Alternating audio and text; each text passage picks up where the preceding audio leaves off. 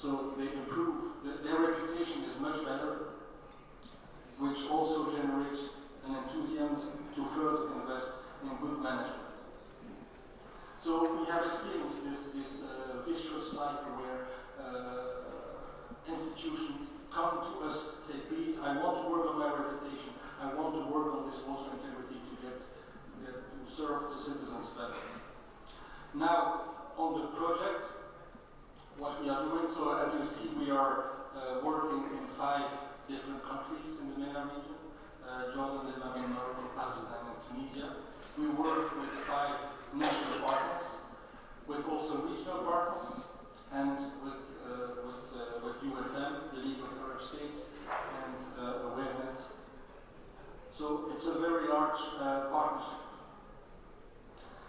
The first thing we did was a risk assessment in each of the countries, which we also compiled in a regional risk assessment report. I will not go through all the main conclusions of this risk assessment, but the baseline is that we are at the very beginning of developing integrity in the region. So there is a lot of work ahead of us. More details on those conclusions can be found in the synthesis report that we published, that you can find on our website. I also brought some copies that are here on stage, so if you want to take some of them. All the documents that I present can be found on our webpage. I will give you the link later on. So after the risk assessments, what did we do? We built capacities of, as of now, 450 people. The situation was not ripe enough in the region to train institutions. So what we did, we trained capacities of individuals in key institutions, so they can serve as a leverage point and as integrity ambassadors in those institutions. They developed integrity action plan to be implemented in their home institution, and the implementation of those action plans are now part of our mentoring program. So we follow the implementation very closely. We give them advice, and we also organize feedback meetings and so on and so on. So it's a full mentoring program. What we, based on the risk assessment, based on the different workshops and discussions that we had, we produced in each of the country policy recommendations, and also a regional policy recommendation. The national policy recommendation, the national policy brief, are used to influence and not to influence, but to dialogue. And also the regional policy brief is to engage with the regional platforms, which are UFM, the Union for the Mediterranean, and the League of Arab States. So this is mainly the things that we did as a program. So as a conclusion, if you are leading an institution in the region and you are dealing with not having water, please think water integrity. Very important.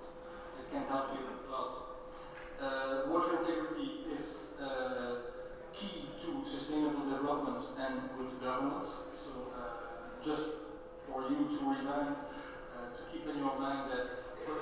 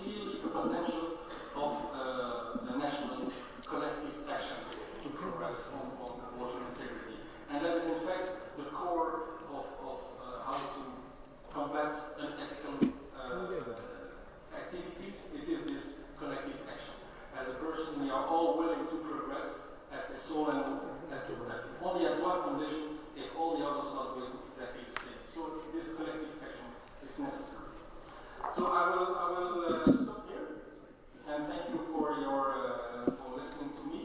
And here I put the link. This is watergovernance.org. You go to programs water integrity in MENA, and you find all the documents that I showed.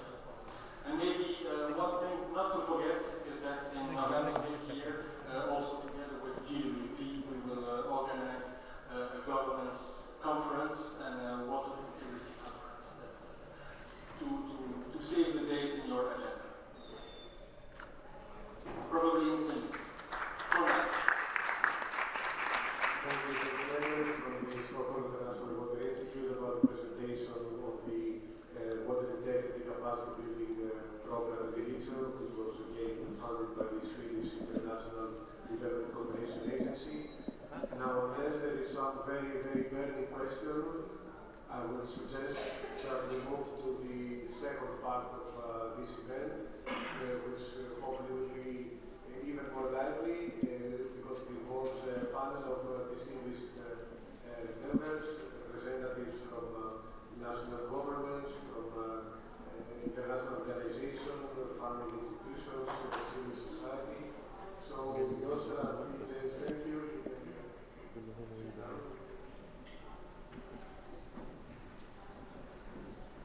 Yes, please, Megan. Sorry for that.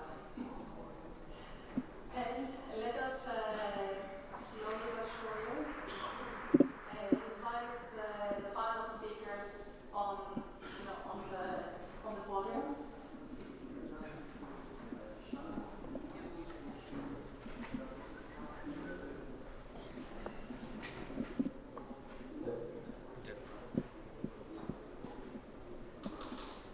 Okay, without any due delay, we're going to have a panel discussion with 7 distinguished speakers sharing their insights, views, suggestions, comments, anything that they feel is appropriate in order to see how we can actually boost up a little bit the whole governance and integrity situation. And it's going to be structured in 4 rounds of questions and answers. Very brief remarks from our panelists in order to make it as interactive as possible. And, well, we will also have an interaction with you, with everybody in the audience afterwards. So let us start. May we ask Engineer Ali Suba, the Secretary General Assistant in the Jordanian Ministry of Water and Irrigation, to join us. Thank you, Ali.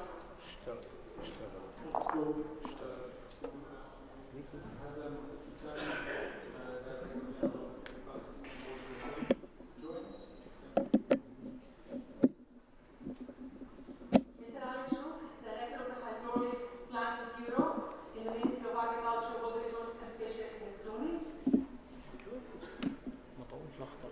Hamza Al-Assad, Associate Director from the European Bank for Reconstruction and Development.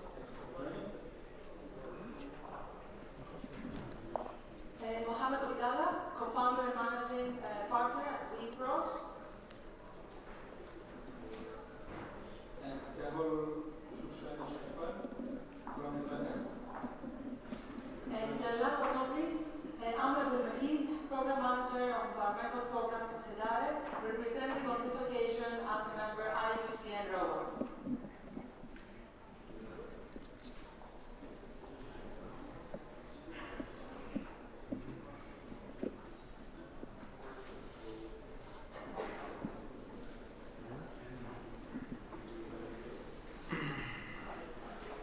It's a pleasure and honor, Engineer Khaldun, to address our session. Thank you very much for joining us. Good afternoon, everybody. It's my pleasure to be with you here with GWP, which we are partner and members of this organization. First membership for Aquawas of GWP. And after that, we have many projects together. Horizon 2020, and extension of 2020, Swim 1 and now Swim 2. We were partners in giving the knowledge of training in Horizon 2020 through the Mediterranean countries, North and South. And again, I would like always, Anthi, would like to be partners, since there is really good results that helps the Mediterranean countries, especially the Arab countries, in progressing and building capacity. I found it's my duty to be with you here, although it's a few minutes because I have to be around, and wish you the best. Anything you need, we are here. And you have the big boss, Ali Subhan. That's sufficient.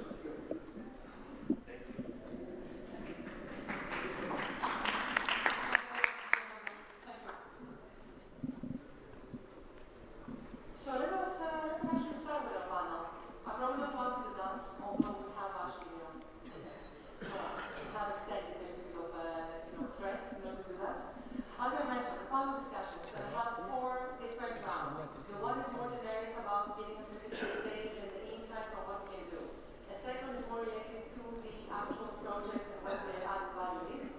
The third round will be more financial aspects and what can be done in this respect also from the side of other actors. And the fourth part with the role of regional and international organizations and what they can contribute to the discussion. So, James, anything that you would like to note before we start with round 1? Well, just to maybe to consider the time that we are. We will ask the speaker to talk like in three minutes, if you can make your point in that time slot. Well, actually, we're going to be a little bit ruthless with the 3 minutes. So we're going to be actually cutting you in order to give the opportunity to other speakers to contribute, and also with our distinguished also audience to contribute. So, a question for all our panelists to think about and give us their opinion. We would like you, considering the governance challenges that are all known to all of us, we don't need to go through them again, to tell us, in your opinion, what are the key, let's say, risks from continuing with the business as usual, with a no action, essentially, policy. And in order to overcome this, what could be the main policy or capacity needs that we need to address? So no action, risk of no action, and what are the key capacity and policy gaps that we would need to identify and address? Let us start as you like. Let's start randomly with Mr. Ali. Kshuk, I'm sorry. That's true. My apologies.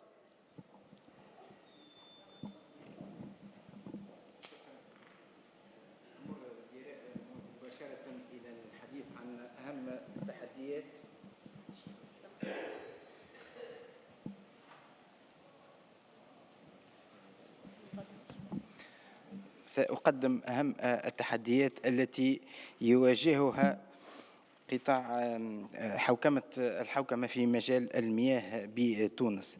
وأول هذه التحديات هو التنسيق الفعلي بين مختلف المتدخلين في قطاع المياه، لأن في تونس هناك عديد المؤسسات التي تعمل في هذا القطاع، ومما يجعل أن القرار يكون مجزأ بين هذه المؤسسات.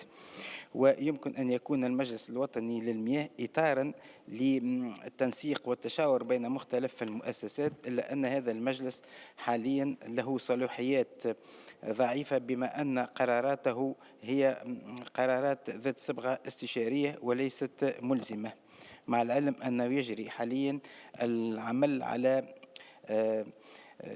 على إعادة النظر في هذا المجلس من ناحية الصلاحيات ومن ناحية تمثيلية المجتمع المدني. التحدي الثاني هو اللامركزية والحكم المحلي.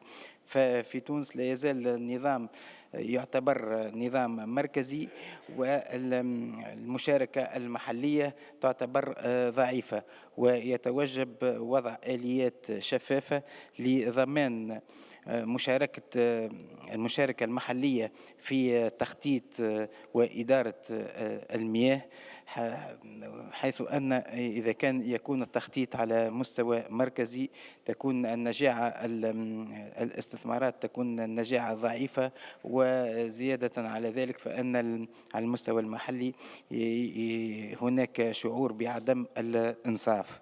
التحدي الثالث هو مشاركة القطاع الخاص، وهنا يتوجب المزيد من الشفافية في المؤسسات العمومية وتدعيم تدعيم التصرف الأمثل في الأموال العمومية، زيادة على أن ذلك يتوجب ضمان النجاعة الاقتصادية للقطاع المياه، خاصة وأن التسعيرة التي يقع تطبيقها حاليا هي تسعيرة منخفضة بالنسبة للكلفة.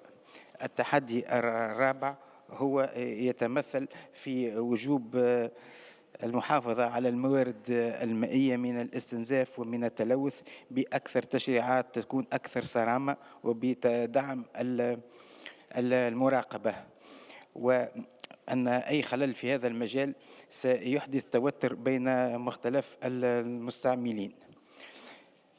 وللعمل على رفع هذه التحديات لابد من إيجاد تشريعات، وأذكر أن في تونس أهم تشريع يخص قطاع المياه هو مجلة المياه التي صدرت منذ سنة 1975 والتي لم تعد كافية للوضع الراهن، ووقع إعداد مشروع مجلة جديد يتماشى مع هذا الوضع وسيتم النظر فيه من طرف المجلس النيابي.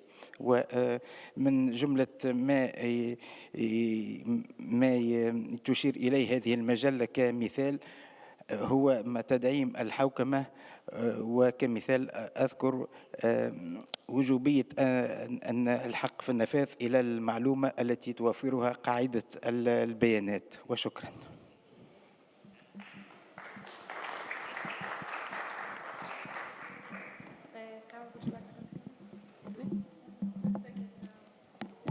Sure.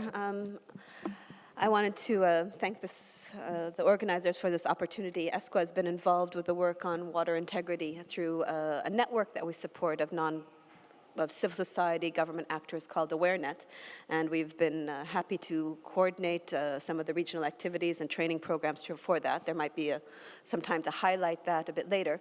But what we found very important by working through AwareNet and not through ESCO was that engagement of civil society in this conversation. I mean, we talk about formal systems in government for accountability, transparency, and there has been progress in the region. Various institutions are helping to establish water integrity institutions and offices.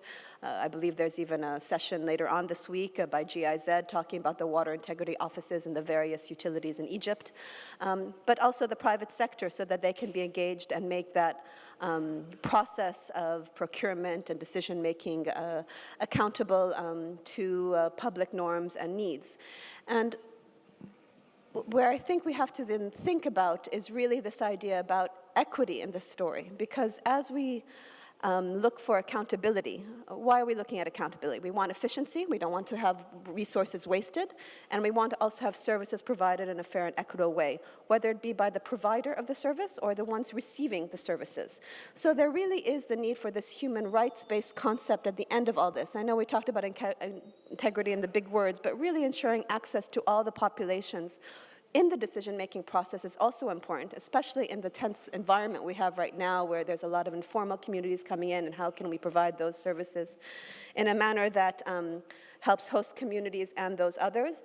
And then also when we think about human rights is really through this transparency mechanism and accountability, we are equaling the opportunities for people trying to get these government jobs. I mean, just on the basics of procurement, you know, we're all from this region. I've been working here for over 25 years now in the region. And I'm from Egypt normally. One of the most common words is kusa. I came to Lebanon, it's wasta. I'm sure in every country has something. And to be frank, and maybe reverting back to Madame Riosra's comment earlier, you know, we are a men's club to some degree. You can see from the room. And the more that systems are in place that are informal, the less opportunity there are for systems outside, for other actors to come on board because of the institutionalization of these informal networks that tend to be dominated by a political process in charge and by a male-dominated process. So if I just highlight that as part of the conversation when we think about water integrity, we also think about a way to ensure more inclusion by different confessions, perhaps, and by men and women in the process as a way to overcome some of the challenges that we're faced, and that might be a chance for more conversation later. Thank you.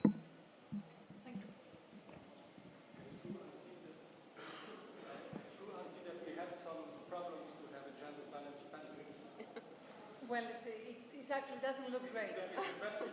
Yes. It's not about putting you actually in the middle, Carol, but then it would actually be too. Well surrounded. So please. Sorry, please. شكرا أنثي. أي يعني ما بعرف بما أنه معظمهم من الجانب العربي بفضل أنه أحكي بالعربي هلا.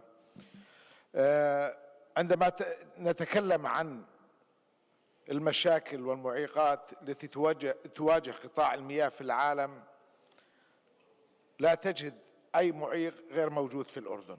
فالأردن لديها تحديات لا أتوقع في دولة من دول العالم بوجود هذه التحديات. طبيعيا الأردن واقعة في منطقة جافة إلى شبه جافة، مياهها تعتمد في الشمال على المياه من دول من سوريا الشقيقة بحركة المياه السطحية أو الجوفية. لما تحكي من الجنوب تعتمد على المياه من الجانب السعودي. فلهذا طبيعيا احنا محكومين في إدارة مصادرنا المائية من جهات أخرى.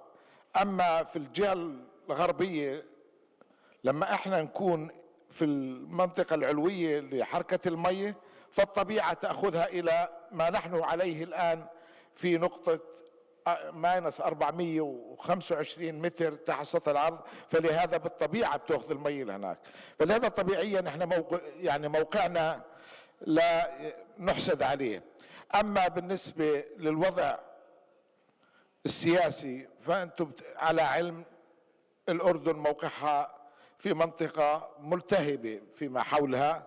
فلهذا إدارة مصادر المياه المشتركة ليست بهذه